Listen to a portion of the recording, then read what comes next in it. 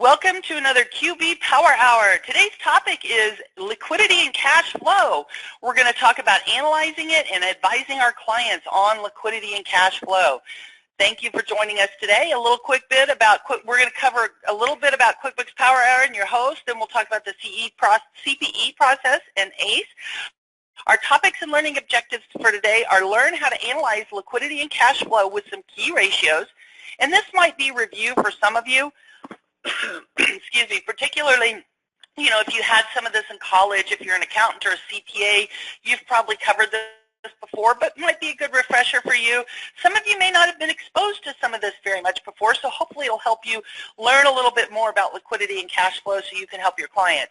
We're going to help you discover how to find some industry ratios that you can use as benchmarks, and then also help you determine some recommendations for your clients, to help them improve their liquidity and cash flow, not their profitability. I'm sorry.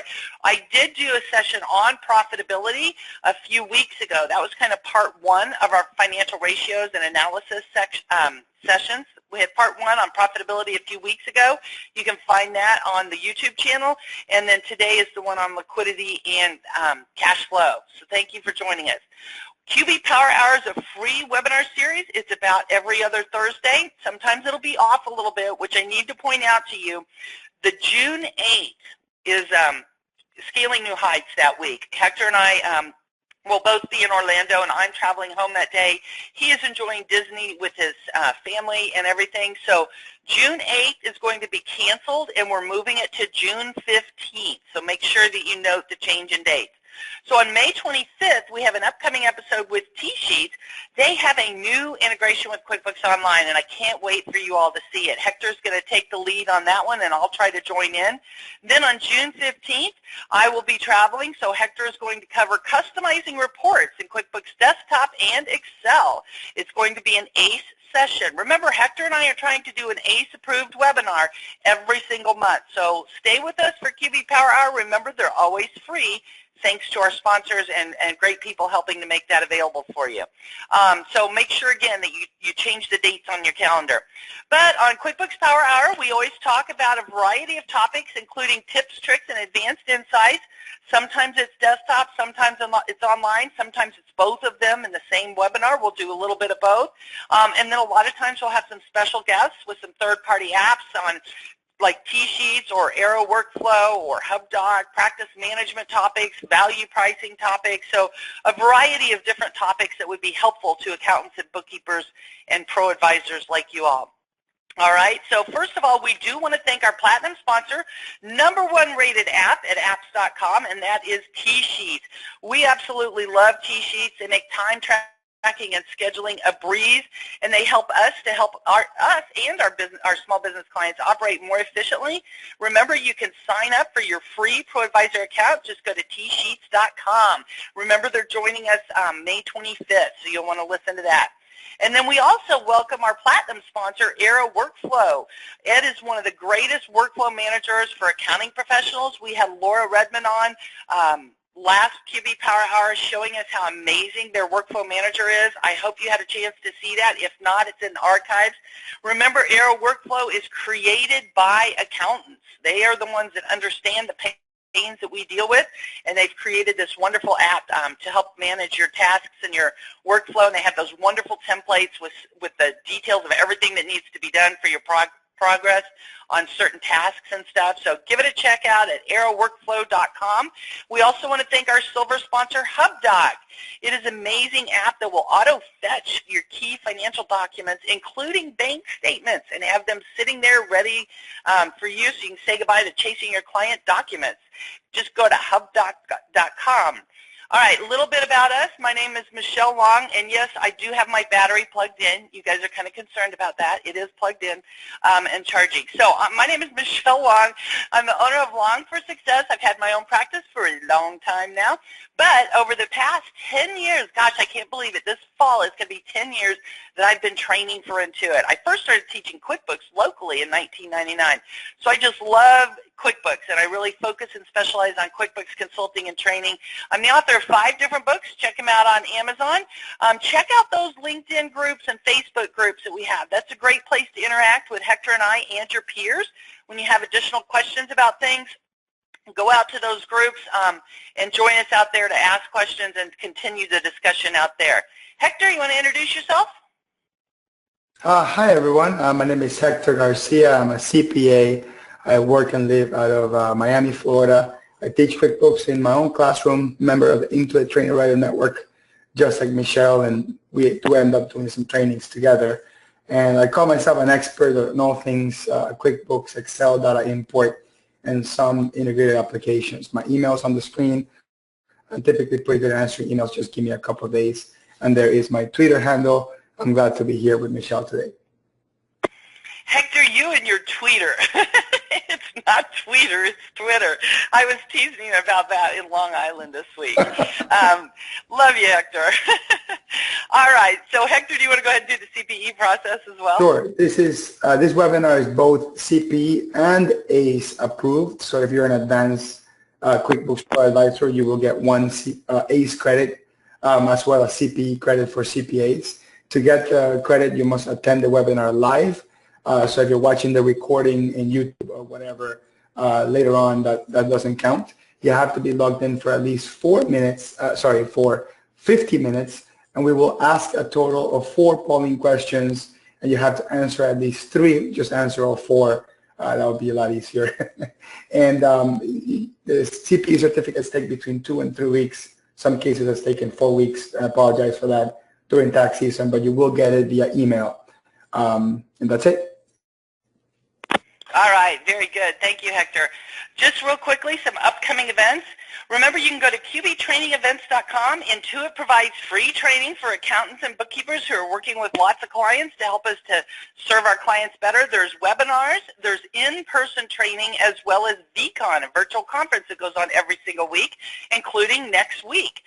Then also, if you go directly to qbtrainingtour.com, this is where you can see the live in-person events. The rest of May and June, we've got various speakers going throughout the country. There's 17 different cities for the QuickBooks Online Certification Prep, and there's 6 cities for Advanced Cert Prep. I personally would like to invite you to join me. I'll be doing both Cert and Advanced in Seattle, Dallas, and Houston. So if you can join me in one of those cities, love to see you there. But remember, there's other cities throughout the U.S. Scaling New Heights, we're going to be down there next couple weeks, actually, first week of June pretty much, at Orlando, Florida. If you all are there, please see Hector and I, and we're going to get a time that is convenient for us all so we can get a group picture, put it on our Facebook, and that way we'd love to meet all of our QB Power Hour listeners. So make sure you pay attention to that QB Facebook page, QB Power Hour on Facebook, and we'll post a time and place and try to connect there. Then also, QuickBooks Connect is coming up in San Jose in November. We'd love to see you at that conference as well. It is a huge conference with thousands of accountants and bookkeepers, small business owners, and third-party developers. A lot of the apps are there as well. So that's a great conference if you can attend it as well. So let's go ahead and get into our detail. I'm going to go ahead and launch a poll question. If you don't mind, let's run a polling question first. Exactly. Yeah. I'm going to go ahead and launch this poll question here. I'd like to know which of the following best describes you. Are you a CPA and accountant, bookkeeper, tax professional, consultant, or other? So somebody says, do you come to New Jersey? Eric, we were just in Long Island, and I think there's one coming up in Washington, D.C., not exactly in New Jersey, but if you don't get to one this fall or this spring, you might check for one later in the summer and the fall because there'll probably be some more cities. All right, so check those things out. Let's see, which one of these best describes you? And remember, the faster you answer the polling questions, the faster we can move along and get into the content. All right. Somebody says, what about Philly? I'm not sure if that's on the schedule right now because I can't remember all 17 cities, just the ones that I'm going to. So go to qbtrainingtour.com and look for your city out there. All right, I'm going to give you about 10 more seconds on this poll question. Remember, if you need to answer CPE credit, you need to answer these poll questions. All right, so go ahead and answer these poll questions. Okay. All right, I'm going to give you about 3 seconds. 3, 2, 1. There we go. And I'll share it with you quickly. 57% of you are a CPA or an accountant, and as I said, if you have this stuff in school, you know, some of it you'll remember the ratios, but I'm going to give you some ideas to help improve these things as well, so hopefully you'll still get some new tips or tricks so you remember stuff. Those of you that are bookkeepers, tax professionals, or consultants, you may or may not have had this before, so hopefully it will help you to learn some new things so you can better serve your clients. All right, thank you for answering that poll question. So first of all, you know, we went over this a little bit on last webinar, but I want to go over it again because I know not everybody attended the last webinar. So when it comes to providing advisory services to our clients, and when I'm talking about accounting professionals, I mean all of you, CPAs, bookkeepers, accountants, EA, tax professional, consultants, whatever title you have, if you're working with a lot of small and medium-sized businesses providing services, then I'm talking about accounting professionals. So when we're providing these services, a lot of us say, my clients won't pay for this. They're not going to pay extra for this. You know, I barely can get them paid for the basic accounting and bookkeeping that we need done.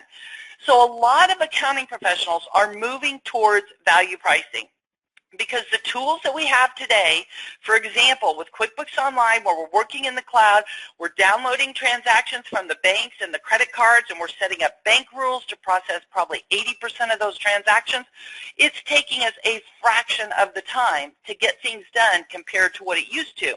So if you used to be providing your services to these clients for, let's say, $1,000 a month, and it was taking you, let's say, 20 hours, or maybe 10 hours. Let's say it was taking you 10 hours a month, you were charging them $1,000. Make it easy, right?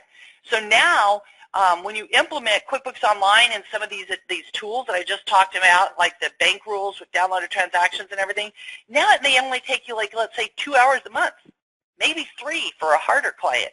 So you don't want to just charge them $200 or $300, because then you're losing less money and you're still providing the same results. So a lot of pro advisors are moving towards value pricing based on the value of the services that you're providing and the results that you're providing to the clients. So one of the ways that we can do is add value for our clients. So that's where we can add value by monitoring some of these key trends for our clients and helping them, you know, if they do have some issues, like, you know, you may be able to tell them, hey, it looks like you're having some liquidity issues and that you're struggling with cash flow. Would you like to set up some advisory services on that? And so, you know, you can monitor some of these ratios, and then if they need help, maybe that's an additional add-on service for those advisory services there. But you can be monitoring these ratios, watching for problems, and you can use a third-party app. There's a lot of them out there that will calculate some of these key ratios or key performance indicators. They'll monitor the ratios and calculate them for you, making it super easy for you to check the dashboard and look for things that are marked red because it's under the level that you have designated. So there's a lot of things to help us to do this stuff, and building it into our services for our clients, then they don't realize, you know, that they're necessarily paying extra for it. So just bundle that into your services. Now there's a couple of webinars in particular that you may want to watch if you haven't seen them already. The first one is pricing your accounting services with QuickBooks Online and a wholesale discount. Check that one out. And then the part 1 of this series here, profitability, analyzing and advising your clients. So those 2 webinars give more details. You may want to check some of that out. I would encourage you to do that. Okay? Now, let's first of all talk about cash flow and have a better understanding of it so we can really understand how it affects our clients. And a lot of us kind of understand kind of in general. But let's start in the middle here on this gray, your business. If you're a business that has inventory, let's say it's a retail store, you know, maybe a hunting and fishing store, you know, specialty store like that. So under your business, first of all, we have to spend money, and we spend money on these products that we need to get in, either the services or the products in. So in this example, we have to buy our inventory. So the money goes out the door. We have to buy our inventory and pay our vendors, including for your rent, your utilities, and insurance, and all your other expenses. So your money is going out first. So that's what happens first. And then on the right side of this, then hopefully we make some sales, and we sell some of our inventory to our customers, or we sell our services to our customers, and the services and the products go out. But watch down here on this bottom flow chart what happens. After we make that sale, it may go into accounts receivable. If it's a retail store, it's a cash-based business. But others, it may be where we're invoicing them. It goes into accounts receivable. Then we may have to wait, 15 days, 30 days before we actually get paid. Then we get the cash back in. So we may have spent the money going out months in advance, especially if we're dealing with inventory. All right, so the money may have gone out way in advance before we get our cash. So there may be a couple of months involved in this whole cash flow cycle where you've got to worry about having enough cash to continue operations. And I've got a story here. So we were kind of talking about if it was a company that had inventory, but what if it's a company that is a service-based business and they have, basically kind of cash sales, but they can also have some problems. So there was actually a client that I had helped work with. I used to teach fast track classes, and it was fast track new ventures. So we helped people creating their business plans. It was a 10-week course, and there was this one guy, Joe. We were helping him with his business plan on hangers cleaners. There were going to be no chemicals involved, no harsh chemicals at all. And he was going to have a retail store. He was going to have like 3 retail stores in various neighborhoods to start this dry cleaning business. The problem was one of the neighborhoods, so in a dry cleaning store, think about it, he has to pay all of the expenses first, the money going out first. He has to pay his rent and his utilities. He's got to buy all the materials and supplies that he needs to do the cleaning, pay his employees to do the cleaning and all that. Then he makes a sale. Customer brings it in. He pays to get all the work done. Then the customer, they may not come pick up their cleaning for a week or 2 weeks or a month or more. He doesn't get paid until they pick up their dry cleaning, right? So it could be a period of time, even with this service-based business. And he wanted to get into a particular neighborhood. They wouldn't let him have another store there because there was already a dry cleaners in that store. But it was perfect for his target market. He said, you know what I'm going to do? I'm going to offer pickup and delivery. We will buy vans, and we will provide people with a bag where they can put their cleaning and leave it on their doorstep. We'll have their credit cards on file. So we will pick up on, let's say, Monday and drop off on Thursday. We pick up their cleaning at their house. We bring it into the store. We do the cleaning. We then deliver it, and the minute we deliver it, we charge our credit card. So he shortened his cash flow period to within a week. It was like 4 days turnaround because they were picking up and dropping off, and the costs were a lot less to have a van as opposed to a retail store. So he was able to expand his business with a lot less involved, shorten his cash flow, and it really helped him tremendously. So even service-based businesses can make changes to improve their cash flow. It's not just businesses with inventory and a lot of accounts receivable. So keep some of that in mind when you're looking at your clients and analyzing their true cash flow picture. You can see on this flow chart across the bottom, and the blue one here, it really shows how that's involved. And so today when we're talking about analyzing it, and things that we could do to improve it, you want to think about some of these things. We're going to talk about how we can improve our inventory, how we can improve our accounts receivable turnover. So we're going to talk about ideas like that, but use this flowchart to help you when you're working with your clients. We also need to consider some different aspects which can affect our cash flow, which can cause us problems. Maybe it's underfunding. If it's a small business and they don't have enough funds from the beginning, they may always be struggling, and that's always a problem with a lot of small businesses. They get started with, let's say, $10,000, and they really needed $50,000 to get started. Or maybe they started with $50,000, but they really needed $100,000. So underfunding is a big problem, and that's where I advise a lot of clients. If you need to get a line of credit to help with cash flow, if you think you're going to need $50,000, request $100,000. For that line of credit, because you always need more than you think, and it's better to have that available and not use it than to ask for $50,000 and then go back a month or two later and say, I need more money. Then they're going to think that you're failing. You don't want to have to go back right away to ask for more. Another problem can actually be growth. It's surprisingly, but businesses that are growing rapidly can grow themselves out of business. Because of that cash flow diagram that I just showed you, the money's going out the door first to make the sales, to provide the sales, to pay all the expenses and everything. Then you have to collect that money. So they may be growing themselves out of business. So managing cash flow in a high-growth situation is critical. Not just struggling businesses, but those businesses that are growing rapidly can get into problems with cash flow. Then also operations. As I mentioned, if they're not managing inventory or accounts receivable, if those things aren't being managed well, they can also have cash flow problems. So all of these are kind of things to pay attention to with your clients. So those things are 3 things to consider. Let me go ahead and ask another poll question here.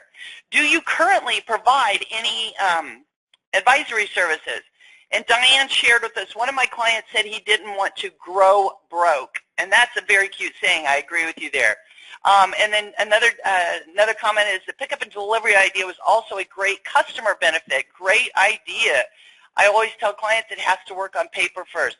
Yes, Diane, and you know, in his situation, Joe had a very comprehensive, reasonable business plan, but he ran into problems when they wouldn't let him open a dry cleaning store in the Westport area, which is a great target market for his business.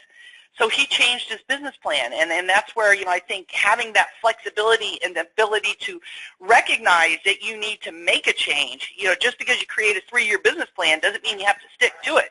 Sometimes you may need to make changes, and in his case, it was a very good change, and it's made him very, very successful. It's a great business here in the area. All right, go ahead and answer that poll question. The faster you can answer that, the better faster we can move along. All right. Somebody says, which link do I use to subscribe to T-Sheets as a QB Pro Advisor? If you go to tsheets.com, you can look for accountants and partners, and you can find that out there. All right, keep answering that poll question in about 5 more seconds. Remember, if you need CPE credit, you need to answer this poll question. So please answer this poll question. 5 more seconds. 4, 3, 2, 1, and done. All right. I'll go ahead and share that with you. 42% say yes, they've been providing advisory services for a while. That's awesome. 28% are just getting started. 18% of you are not doing it. 10% don't have that many clients or a need for it. 3% are NA. All right. Well, hopefully we can help some of you that aren't doing it yet, or you're just getting started. Hopefully this is going to help some of you as we go along today. Okay, so let's talk about some key liquidity margins. And we're talking about liquidity, and it's how liquid are you? Can the company pay the bills that are due currently? Okay, so do they have enough cash on hand to pay their bills? So we're talking about the current ratio, which is your current assets divided by current liabilities. Then the quick ratio is how much access to our cash do we have quickly. You notice it takes our current assets minus inventory. Inventory may take a period of time to sell. So the quick ratio, you take your current assets minus inventory because it's not as liquid as some of our other assets. And then you divide that by current liabilities. Now, let's just think about this logically. What would a good ratio be? If we're looking at current assets or our quick assets, would we want that to be less than 1, 1, or greater than 1? Well, if it's less than 1, that means we have our current or our quick assets are less than our current liabilities. That means we can't pay our bills. So that's not necessarily good, right? Our quick ratio or our current ratio should be greater than our current liabilities, or at least equal to them. So we want above 1. All right, so 1 or above is supposed to be good. Now, some super large companies can defy those ratios and those key numbers like 1, like, for example, Walmart. Walmart, if I haven't checked it lately, but their quick ratio or their current ratio used to always be less than 1, but that's because they're huge and they can actually push back on some of the vendor payments and make those 60-day payments sometimes. So they actually have a ratio that used to be less than 1. But also, we're talking about liquidity ratios. Don't forget solvency ratios are important too, like debt to equity and some of those other things. So let me go quickly and show you something that you can do from within QuickBooks to help calculate and provide these ratios for your clients. All right, so I am in QuickBooks here. QuickBooks Online, this is true in QuickBooks Desktop as well. And I have created, let's go into a new one here. Under our reports, I'm going to create a balance sheet because that has our assets and liabilities on it. And I'm going to do it for, let's do this year, and I need to make it a 3-year balance sheet. I wanted to make it comparative so we can kind of see some trends. So for this Craig's design, I need to do 2016 to 2018. I want to see it by year. Let's click Run the Report. Ah, dang it, it changed my dates on me. 2016 to 2018. Oh, geez. 12/31/2018. Let's try that again. There we go. All right, so here's a 3-year comparative balance sheet, right? So you can create 3-year. Let's export this to Excel. So I'm going to click on this little icon here where I can export to Excel. And remember, Hector will be covering customizing reports in QuickBooks Desktop and Excel next week. This is just a real quick go through this to help you all learn some of this. To how you can provide these services quickly for your clients. So here's my 3-year balance sheet. So let's put 2016, 2017, 2018, and then let's calculate equals my current assets. Whoops, I didn't get the equals on there. Equals my current assets divided by, let's scroll down, find current liabilities. Right here's our current liabilities. So I've got that ratio calculated. I like to round it down. And on ratios, I usually go to just 1 decimal, sometimes maybe 2 decimals. Now, if I want to copy this formula, remember I need to make some of these cells stay the same, so I'm going to put my little $sign in there. And let's draw this across. So now I real quickly have my current ratio. I could continue to do this for my quick ratio, and I could then quickly also do a chart or a graph. So if I go in here and say I want to do a real quick chart, let's do a line chart so I can see the trends. Then I could go through here and customize, of course, the years and all that stuff. So you can very quickly create some of these yourselves. And again, we're looking at total assets. Let's just make that one yellow so we can see it easier. And total liabilities. Let's make it yellow. So you can see here total current assets. Remember the first one? Let's pull that down so you can see it. Oh, you can't see it. Remember the first one was less than 1. Then it's right almost exactly 1, and then it's 1.7. So if we look at the numbers, our current assets are less than our current liabilities, so it's less than 1. They can't pay their current bills. They have current bills way more than their current liabilities, so that's not good. In the second example, it's almost equal, so it's almost 1 on the dot. So that's just on the fringe. You know, they're kind of cutting it close and tight there. One unexpected bill, like something breaking down and they got a huge repair bill, could cause them problems. And then in the next year here, notice now their current assets are $38,000 versus $22,000, so it's 1.7. That gives them more of a cushion. Now, you don't want your current assets necessarily to be too high, but you do want some cushion in there. So this is where you can very quickly do some of this yourself in Excel, but there's also some, like I mentioned, some third-party apps that will do these calculations for you. But if you do these calculations, run some charts so that you're able to show your client and discuss with them what it means. And now we're going to discuss opportunities to make it better in just a minute. But this can really help you to provide some of those additional value for your clients. All right? Then some other ratios that you might want to do, and some people are asking for some more Excel stuff. I'm not intending on going over how to use Excel and create charts and graphs. You can just Google that. There will be plenty of YouTube videos. Hector's also covering customizing things in Excel, and he's got other webinar recordings that you can go back and refer to. So some other things that you'll want to help monitor and analyze for your clients. Remember, we mentioned in that cash flow flow chart there on how it works, 2 other key indicators, the accounts receivable turnover and our inventory turnover. So with accounts receivable turnover, how quickly are we getting paid? And here's the ratio. The turnover is how many times are you turning it over per year, but then something very important is what are the number of days in accounts receivable, all right? If we have 45 days in accounts receivable, that means we're not collecting very quickly, and we've got a lot of cash tied up in our accounts receivable. We've already paid for all the expenses to provide that service or make that sale. We've already, got the merchandise out and everything, and we're just waiting to get paid. Remember, that's making that whole cash flow cycle a lot longer. So we want to reduce our days in accounts receivable and work on turning over accounts receivable and getting paid faster. And I have some ideas for getting paid faster in just a minute. The other thing, inventory turnover. How quickly are they turning over their inventory? Now, some companies like Walmart or grocery stores, they have a very rapid inventory turnover rate, right? They're moving that inventory quickly because it's perishable. But some other stores will have a slower inventory turnover, such as, maybe a furniture store. They may have their inventory there longer. So again, we want to look at days in inventory. The higher the days, the more money you have tied up in inventory. Because remember, you have to pay for the inventory first.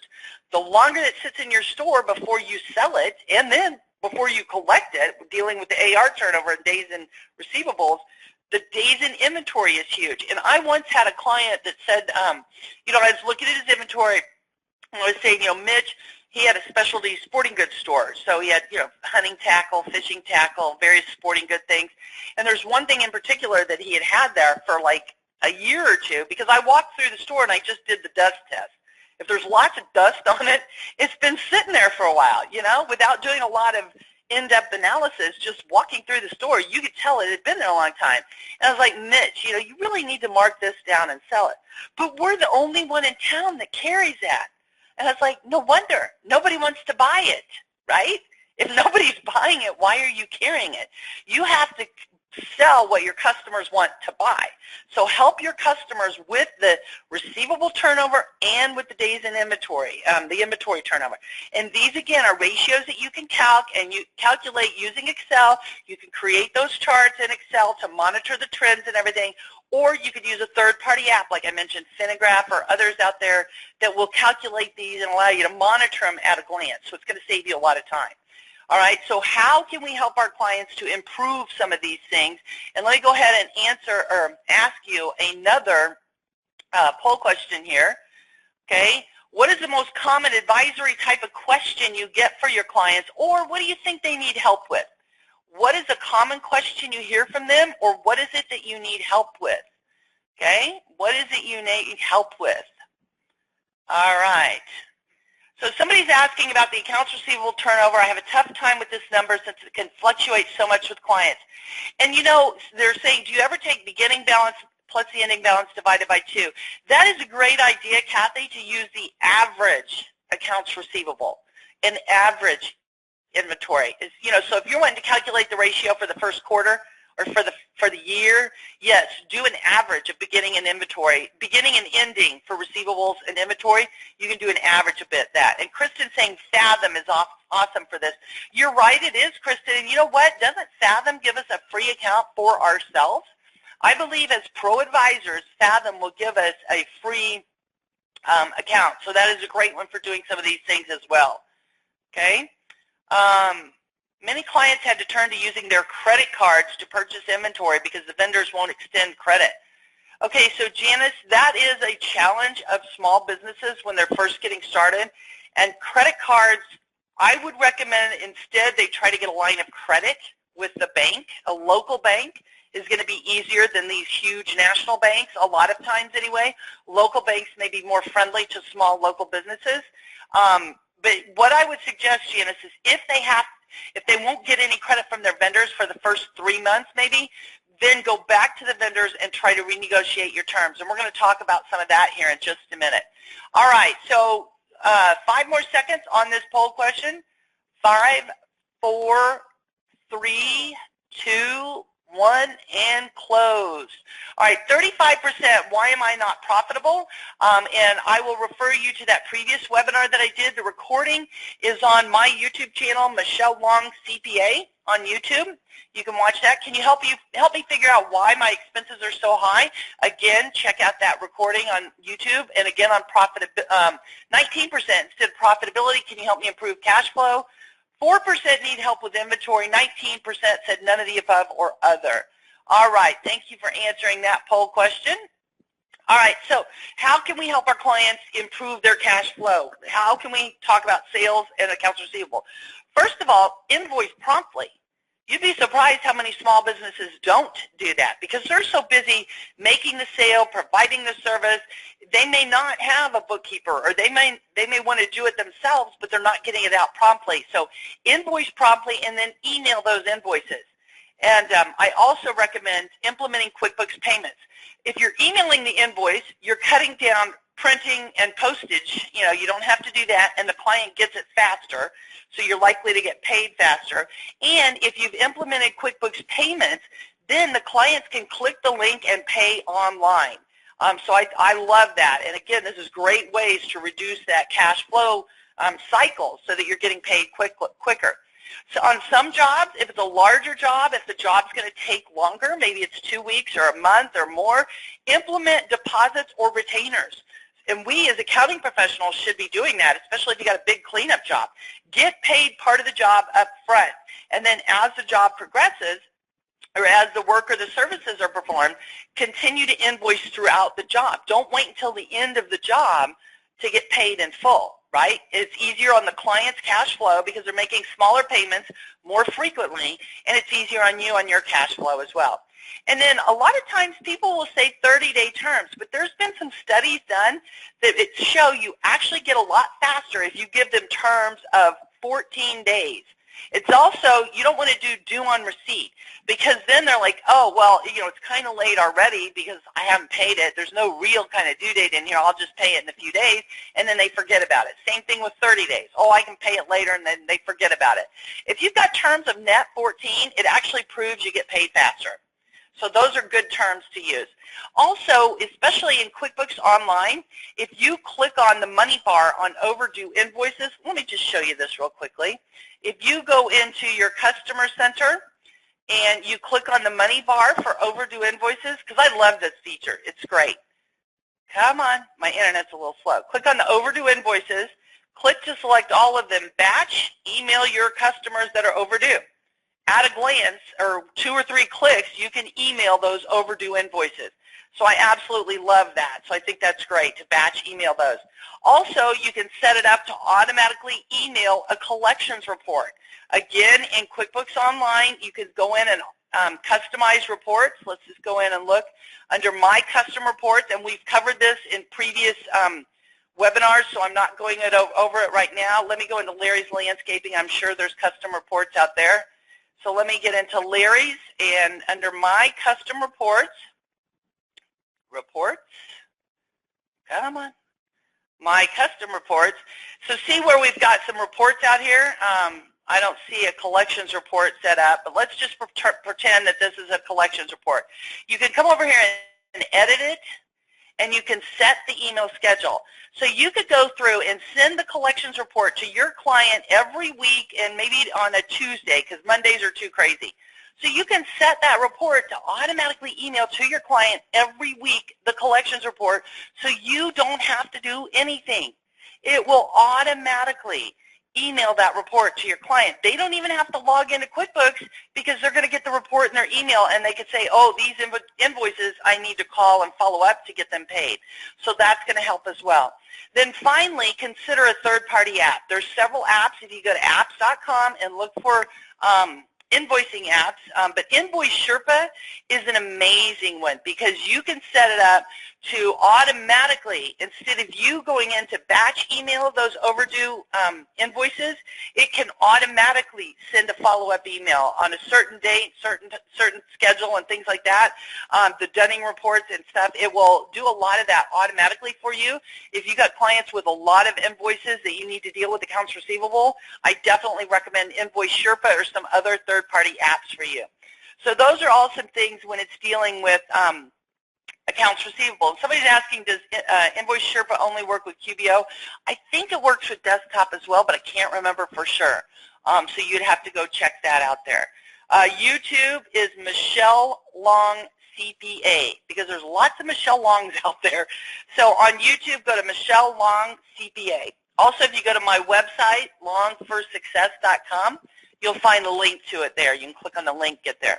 Now let's talk about some of these when it comes to accounts payable. Because remember, receivables and inventory we're going to talk about. Those are some key components on our current assets. Now accounts payable is a key component on our current liabilities. So this is where I mentioned this a while ago. Negotiate the terms or the prices with your vendors, seeking longer payment terms or lower prices. So somebody said their client's using a credit card because their vendors won't give them any terms.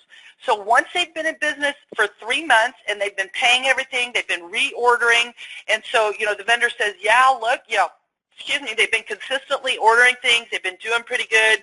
Go back after 3 months and say, hey, look how many orders we've been placing with you. We're obviously making sales and things are going well. Can you now give us some terms? And their terms might be short initially. Maybe they'll say, okay, we'll give you net 14 days terms. Then after another 3 months, go back to them and say, look how good we're doing. Can you give us net 30 now?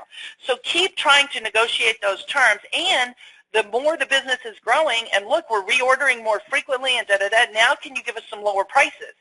Do this with the suppliers, with your internet provider. They're always offering specials for new clients or new customers. Go back and look for some other ones. Same thing with your insurance. We've been doing great. We've got a good rating. Can you lower our insurance premiums? Landlord, with a lot of businesses that had gone out of business and a lot of open retail space or something, go ask your landlord for reduced rent, or tell them, hey, look, there's another space right over here where we can get lower rent. Would you be willing to match that so we don't move and now you have an empty location?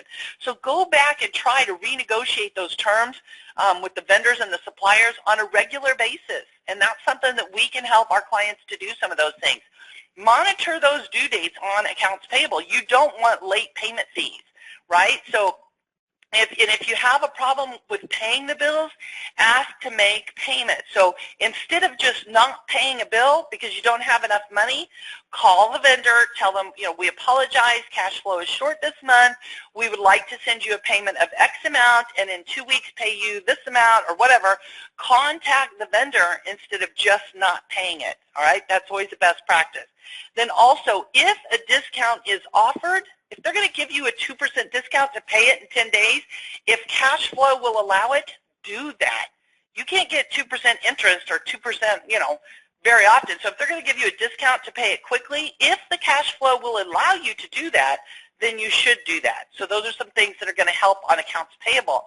Now, with inventory, and this is where, we can, again, help our clients with some of these things. We can create reports, inventory. You can look at sales by product or service item, and you can also look at profitability by product or service item. You can create that report to see those things.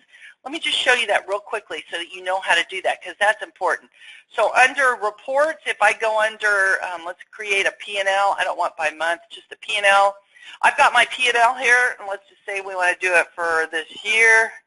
If I display my columns by, come down here, this one, do I not? Yeah, there it is, product or service.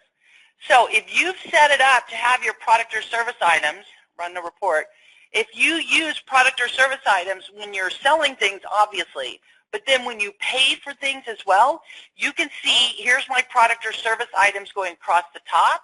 I can see my income and my expenses down here. Here's cost of goods sold, and here's expenses. We don't have a whole lot of expenses on this example here, but you would be able to see your net profitability per product or service item. All right, so that's important. You might want to watch that. So that will allow you to help your client know what are the high margin and best selling items. They may think they know, hey, this is a big seller, but if there's not huge margins on that, you got to help them understand some of that. You want to help them promote those things. Have special offers and loss leaders. All the retail stores do this. Special, get this for this much. Around holidays, around Easter or Thanksgiving or the Christmas holidays, you'll have a ham or a turkey. They'll have those things on sale. So look for loss leaders. You got Black Friday where they have huge loss leaders. They want to get you in so you'll buy more things. Stock items that your customer wants to buy. Remember, I mentioned Mitch had that one item that nobody was buying, and he was like, but we're the only store that carries it. It doesn't matter if you've got it if your customers aren't buying it. So you could, again, under that sales by product or service item, look for those items with very little sales, reduce those, get rid of them. It might be something that you don't need to carry. And you want to strive for a simplified, as close to just-in-time inventory as you can get. You don't want to order too much. And that's where sometimes I'll see clients, well, if I order this much, I'm going to get a discount, and it's going to make it cheaper, so I'm going to order that. And then you may have a whole year's supply or 6 months supply of inventory. You've got your cash tied up. So a good way that we can help them simply is if you look at what are their average sales, let's say, per month. You know, how much do we sell of this item per month? How long does it take us to get it in? You know, so if it's going to take a week, and, you know, try to determine then, okay, how much sales do we have per week? When we hit that number, then we should reorder. You know, so you can try to help them come up with some reorder points with some simple calculations. Now, there's some more robust calculations, and there's apps that will help with determining reorder points, but you can also help them with that. And just-in-time means just-in-time inventory. We want to have enough on our shelves to cover our sales, let's say, for the month, but we don't want to run out either. We don't want to have stockouts. So we want to have enough product to meet the sales without having excessive inventory on hand tying up our cash. Reduce the number of items carried. I mentioned that, looking at that sales by product or service. You know, if there's some items that aren't very profitable or aren't selling very much, just stop carrying them. You know, you don't have to invest your money in things that aren't selling. And sometimes, especially with retail stores, you know, you may have an owner or the buyer or the purchaser that thinks, oh, this is the greatest, neatest, this is going to be so hot for Christmas. But if nobody's buying it, you got to mark it down and get rid of it, because just because you think it's cool doesn't mean your customers think it's cool if they're not buying it. So we have to help our clients mark down and liquidate slow-moving items. They can't get attached to this stuff. Watch the big retailers, especially like in clothing. You know, these big retail stores with Kohl's or Dillard's or Macy's, they're marking down stuff, getting ready for the new season. They've got to clear that merchandise out of there. You can get some great deals on some things because they're not attached to it emotionally. They will mark it down and get it out of there to make room for more merchandise.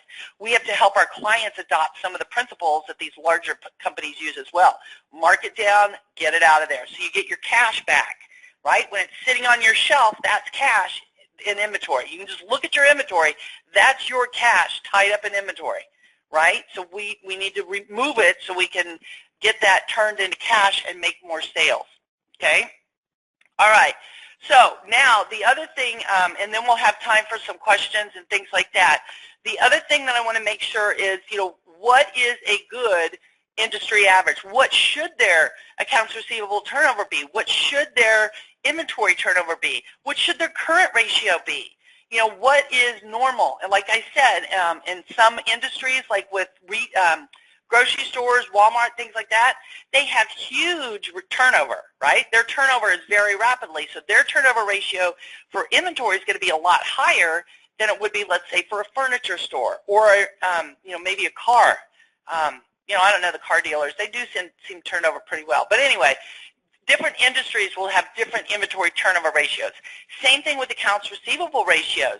Some stores like Walmart, it's almost all cash, right? So they may not have accounts receivable that they have to deal with.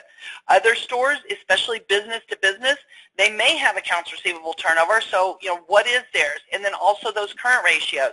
So where can we go get this? And I showed you this last time on that first webinar on profitability, how to find the profitability ratios. Now we need to talk about how to find these balance sheet ratios, these liquidity ratios, and these turnover ratios. First of all, the number one source for this is going to be BizStats, the paid version, or RMA. It used to be Robert Morris Associates, but now they've changed it. I think it's Robert Half something. RMA, and that's available through your library. I, in the past, have gone to the library, looked it up, copied the pages, so I had the industry averages for particular clients. Nowadays, you don't have to do that stuff. Some of these third-party apps will not only calculate and monitor these trends and ratios for you, they can present those industry averages for you. But I'm going to show you real quickly with BizStats how you can get some industry averages. Let me just go in here. How you can get some industry averages for free. They are a few years old, but they should still provide some information for you. So if I come out here and I say, look for some industry benchmark reports. Okay, so biz, B-I-Z, stats.com. Industry financial benchmark reports. Let's click here. I'm going to go into a corporation. Why would I not go and look for a sole proprietor? And this is where it's challenging when you have a sole proprietor. Does sole proprietors have a balance sheet? No. On their tax returns, they don't file a balance sheet, so you can't get those industry averages for sole proprietors because they pull those industry averages based on that NAICS code, used to be the SIC code. The code, when they file their tax return, that's how they're able to compile all of these numbers and these ratios based on industry. So I'm going to go under the corporation here. Okay, so here's the corporation. Let's go and look under construction. I'm going to go under a specialty trade contractor. So you go find this industry, right? So I found an industry here for specialty contractors. Here's those net profit ratios that we talked about last time, but down here's my balance sheet benchmarks. So here's what percentage of assets or liabilities some things are, and you can run a balance sheet in QuickBooks that will show that. But then this is where it's real important. Here's some of these quick ratios, the current ratio, the inventory turnover ratio. Now they don't have an accounts receivable ratio on this contractor. I guess presumably they don't, receivables is not a big thing with this type of business. Look at what their inventory ratio is. And I would assume, because this is a specialty trade contractor, they probably don't carry that much in inventory, and if they buy it, they are buying it for a specific job, so they're turning around and selling it really fast. So that might explain why that inventory ratio is so high. But also their quick and current ratio, huge. So that tells me they must not have a lot of liabilities or they have a lot of cash on hand. So again, you can go out and get some of these ratios yourself, or with some of those third-party apps. We had mentioned Fathom, Finagraph, things like that. And Fathom is F-A-T-H-O-M. And let me just show you something here real quickly because we do have a couple of extra minutes. If you are a pro advisor, which I hope you are, if you're not a pro advisor yet, it is free to sign up for the Pro Advisor program for QuickBooks Online. As a pro advisor, when you log into QuickBooks Online Accountant, which is also free for us as pro advisors, you click on your Pro Advisor tab on the left nav bar. Under the right where it says discounts, notice this right here, special offers on apps. Okay, so log into QBOA, click on the Pro Advisor to go into your Pro Advisor portal. Under discounts, special offers on apps. Click on that, and that's going to take you out here. You'll see these four, but others as well. These four in particular give pro advisors a free account to use for our business, okay?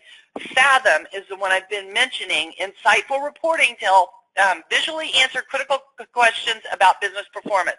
There's other ones as well, like Finagraph, some other ones out there, but you can get a free account with Fathom, hook it up to your books. You can see then what it's providing, the information provides, how it has a dashboard to help you monitor some of these key ratios and things like that. So you can get a free account to use for your own business to see how it works. Now, there's some other special offers down here. If you scroll down and go look at some of those as well. But go check some of those out because some of those may be helpful for you as well. So go check some of those things out as well. Now, Hector, I've been talking a mile an hour. Is there anything you would like to add, Hector? Any experience you have with some of these reporting apps or particular client experiences? Sure. Sure. There were some people asking about industry-specific statistics and tips. And I know BizStats allows you to see an industry-specific financial statement in terms of average, but it doesn't really go in depth in terms of what type of analysis you should do for that industry. So I think that RMA statements would probably be better for that. But do you have any suggestions or resources for industry-specific? That's a great question, and what I recommend in that situation, because there are some very specific industry averages, like for example, if you've got that retail store, they'll be looking at like retail sales per square foot. If you've got restaurants, they might be looking at table turnover or average price per check, because that's why they're always like, would you like a drink? Would you like dessert? Would like an appetizer? They're trying to increase their average price per ticket. So there are very specific industry averages and industry ratios and KPIs, key performance indicators by industry. What I recommend you do in that situation is go look for the industry associations. RMA is the Restaurant Management Association or something like that. There's one for retail stores. There's all of these industry associations. Go look for them. Go look on their websites. Search for key ratios or KPIs for grocery stores, for retail stores, for restaurants. You can go find some of those key industry-specific ratios out there. You just got to do some searching. Try different terms when you're searching, but look for those key associations first. And also, joining some of those groups, if you are targeting specific associations, join some of those groups on LinkedIn or on Facebook and get active socially in those groups. And they may be able to help you find some of those ratios as well. Jim, thank you for sharing. He says restaurantowners.com for restaurant stats. That's great. Okay. Very good. Okay. And then Kathy's saying Fathom and other KPI apps have industry ratios. You're right. That's a lot of those third-party apps will have the ratios. So I highly encourage those third-party apps. And you may think, oh my gosh, I don't want to pay $10 a month. It is well worth it to pay for that. And I use this analogy all the time. Do you pay thousands of dollars for tax preparation software? Yes. People that do taxes pay for tax software. It costs a lot of money. Why do you do that? It allows you to prepare way more returns and to be more profitable, right? It improves your efficiency and profitability. Same thing with these apps and other apps. It allows you to be more efficient and more profitable. Instead of searching for the industry averages, some of these apps are providing those for you, so it is well worth it there. Somebody's saying Profit Sense is another one, Live Plan is another one.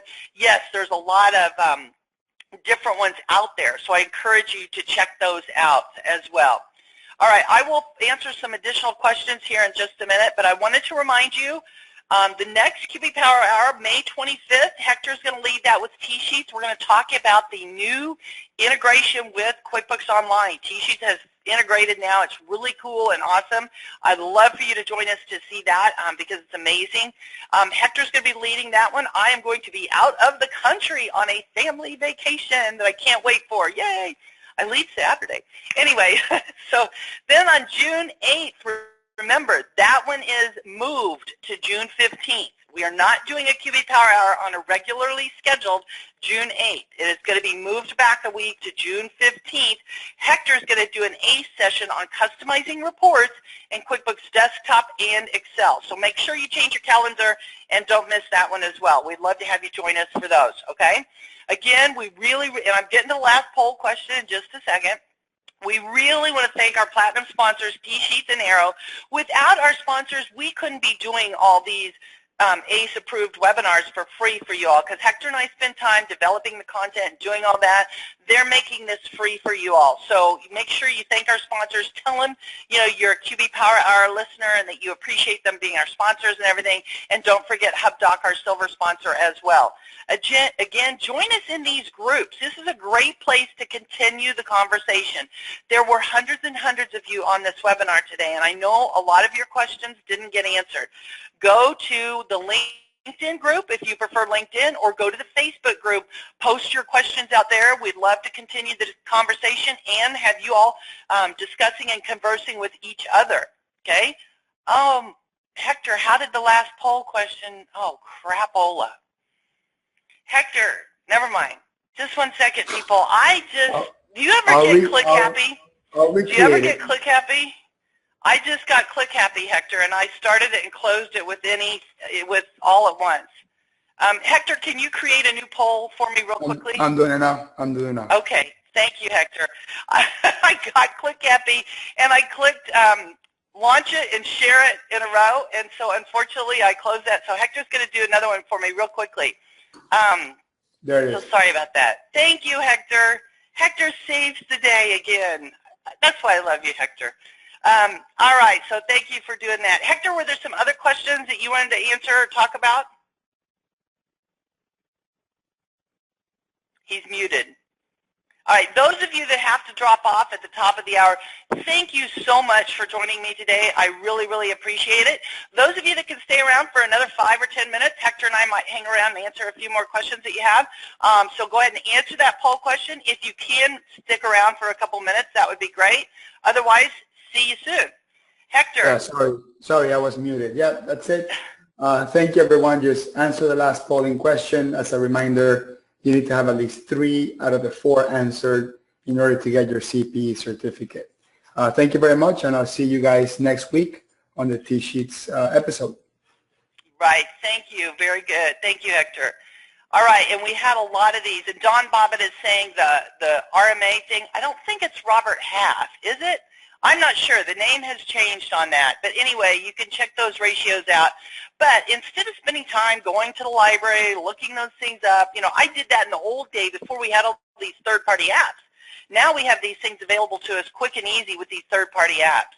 So thank you for answering that poll question there. We did get 70% of you that learned something new today, so I love that. And then 24% said almost everything was new. Very good. I love that when you guys learn new things. That's what we're striving for. So let's see if there was a couple of other questions that I needed to answer for you. If you've got something in there, go ahead, and if you got a question that didn't get answered, go ahead and type it in and I'll look for it real quickly. There was one question, Michelle, and this is maybe a tricky one. Someone was asking, how do you deal with clients that pay themselves too much and it hurts their cash flow, but it doesn't show on their profitability? What type of advice would you give someone like that? And that's a really good one, and that's also, like Hector said, a tricky and challenging one, because the owner of the business, we can't care about the business more than he does. So what we can try to do is to show him on cash flow, perhaps using some of those current ratios and liquidity ratios, how, you're taking all this money out as an owner's draw or whatever, you're taking all this money out. Look what that's doing to your current assets. That's hurting you.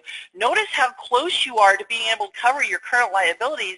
In the event that you get a huge repair bill for something unexpected or whatever, you're going to have a problem paying your current liabilities. You're going to run into some cash flow issues.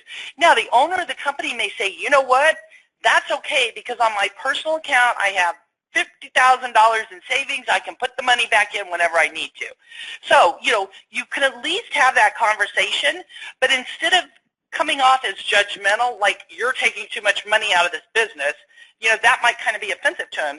Try to use it in the perspective of, let's take a look at your current ratios and your liquidity, and let's look at this and, talk about the things that are affecting it and the fact that your current assets, what could we do to improve your current assets? Perhaps you could, cut your draws in half. So you can have that discussion around the liquidity ratios, discussing that and discussing some of the options that I mentioned. How can we improve that? We talked about improving things for accounts receivable and for inventory and things like that. So you can also talk about things when it comes to the owner's draw and them taking money back. So try to make it a pure business situation to have that discussion with them. So I hope that was helpful for you.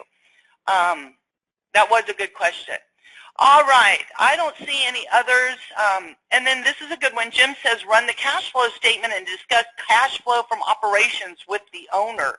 You're right, Jim. You also have to discuss cash flow from other sources as well, because the operations provide cash flow, but then he's an other source taking cash out. So yeah, definitely look at some of those cash flow reports. And there's some third-party reporting apps that can help you to get more powerful cash flow reports if you need to do that as well.